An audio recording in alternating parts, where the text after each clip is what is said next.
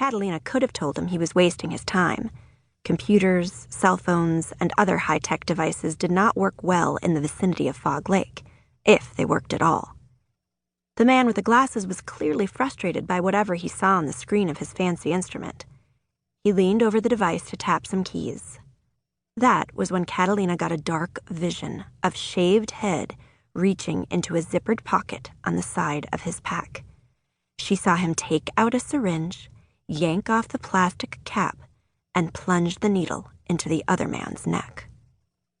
Catalina was still struggling with the vision when reality struck, disorienting and shocking all her senses. Shaved Head took the syringe out of his pack, removed the cap, and stabbed the needle into his companion's neck. The doomed man cried out and sank to his knees. His aura weakened rapidly. He gazed up at his assailant in disbelief and confusion. "What?" he managed. Then, understanding descended. "You stupid bastard. You don't understand how my invention works. It's tuned to my frequencies and only mine. I'm the only one who can activate it. You'll never find what you're looking for without me." The killer waited. His aura did not blaze with rage or with the spikes that indicated mental instability. The energy around him was hot, but all Catalina could detect was satisfaction and maybe a sense of anticipation. She wasn't sure of her reading, though. Olivia was better at interpreting auras. The man who had set up the odd instrument grunted and collapsed on the floor of the cavern. Shaved Head crouched beside him and began to search the dying man's pockets. "Why?" the victim managed, in a voice that was thick with the effects of whatever had been in the syringe. "You served your purpose," the killer said. "You're no longer needed." Stupid fool," the victim muttered. In the next second, his failing aura sputtered and died. Catalina blinked a few times in a desperate attempt to suppress the images. She was getting better at it, even though the visions were becoming stronger, but the horrible scene did not disappear.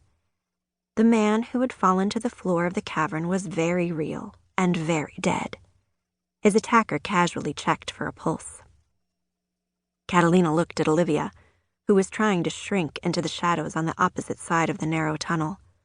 Olivia's aura was ablaze with shock and panic. So much for the faint hope that what had just gone down in the cavern was nothing more than a particularly powerful hallucination. They had both witnessed a murder. The sound of movement in the cavern made Catalina turn her attention to Shaved Head. He was on his feet now. The body of his companion was draped over one shoulder. He walked to the edge of the river and dropped his victim into the water.